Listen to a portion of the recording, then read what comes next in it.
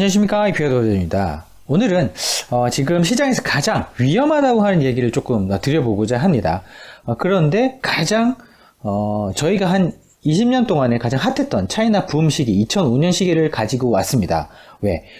극단적으로 비교해 볼 수 있는 가장 큰 힌트가 있기 때문인데요. 저희가 가장 쉽게 생각할 수 있는 어떤 벤치마크 기준이라고 생각하는, 투자에서 기준이라고 생각할 수 있는 아무래도 은행 예금 금리가 아닐까 합니다. 은행 예금 금리, 그러니까 개인들은 은행 예금 금리를 생각하겠지만 전문 투자자, 글로벌 머니 매니저들 입장에서 예금 금리라고 생각할 수 있는 것은 가장 안전한 곳은 아무래도 미국 국채 의 금리일 것입니다. 이 미국 국채의 금리라는 것은 다양한 만기가 존재하는데요. 가장 많이 거래되고 있는 것은 상식적으로 미국 10년물 국채의 금리를 생각해 주시면 가장 적합할 것 같습니다. 그러면 이 10년물, 미국의 10년물 국채 금리를 2005년 기준으로 보시면 4% 정도였습니다.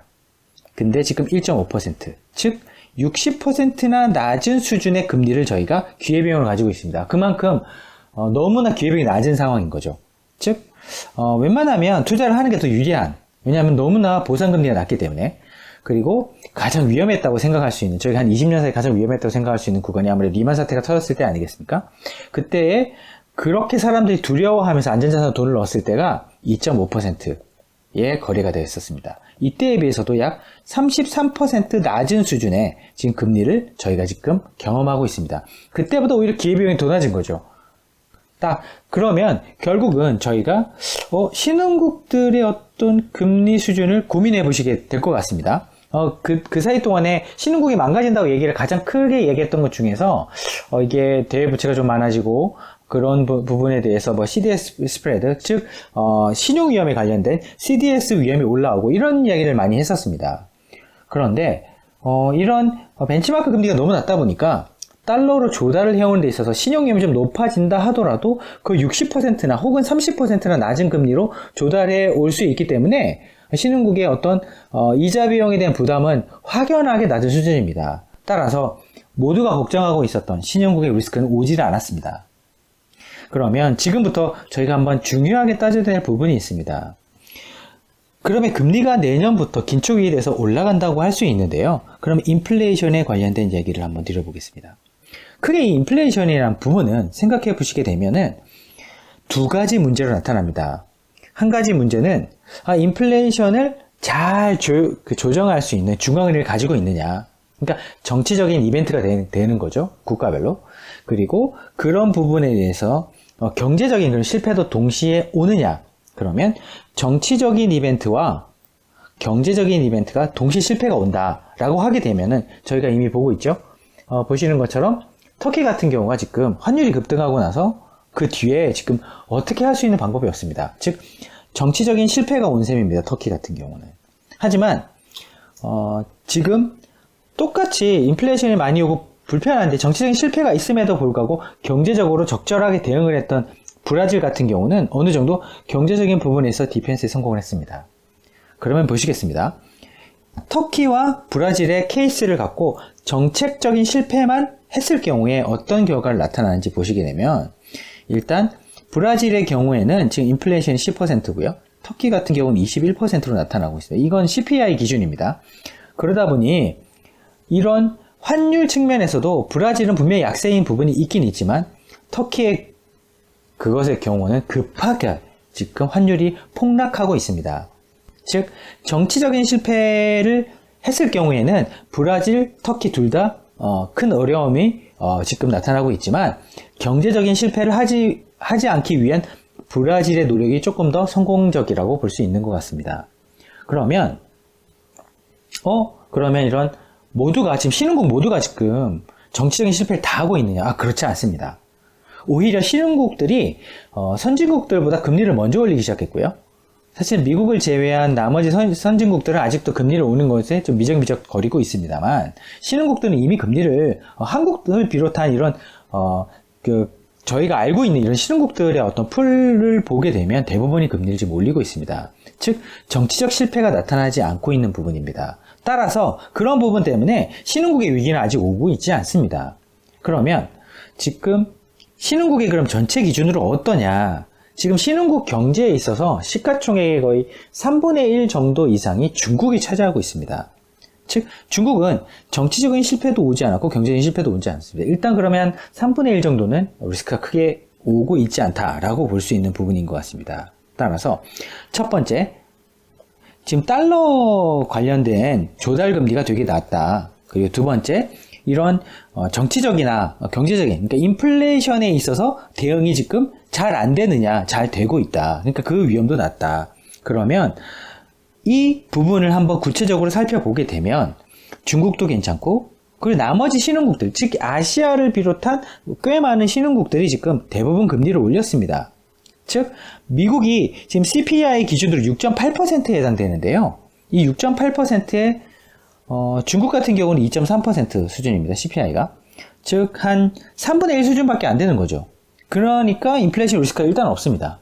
그리고 나머지 신흥국들도 이런 정치적이거나 경제적인 부분에 실패가 없었던 국가들은 대부분 이런 인플레이션이 한 3에서 4%밖에 되지 않습니다.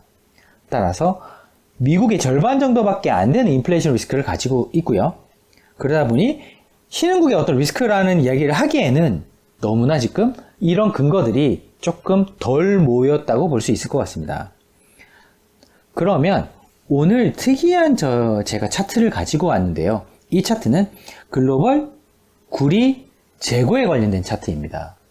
이 구리가 쓰이는 곳은 대부분 중요한 어떤 그 인더스트리, 산업에서는 대부분 많이 쓰이고 있습니다. 하다못해 차나 그리고 지금 이야기하고 있는 전기차 같은 경우에도 당연히 많이 쓰이고요. IT 쪽에도 많이 쓰이고 있습니다. 즉 글로벌 산업 경기가 좋아진다 하게 되면은 미스터 카퍼라고 부를 수 있을 정도로 구리의 가격의 트렌드가 산업 경기의 미래를 짐작할 수 있게 만들어 주는데요. 최근에 구리의 재고를 봤더니 영국, 상하이, 미국 동시에 밀리언 톤 기준으로 2005년 수준까지 떨어졌습니다. 따라서 그래서 제가 이런 차이나 붐 수준까지 지금 재고가 떨어졌는데 라는 사실을 보여드리기 위해서 제가 이 차트를 준비를 했습니다. 그러면 세 번째, 산업용 수요에 관련돼서 지금 거의 바닥에 왔다. 왜 이게 바닥이냐?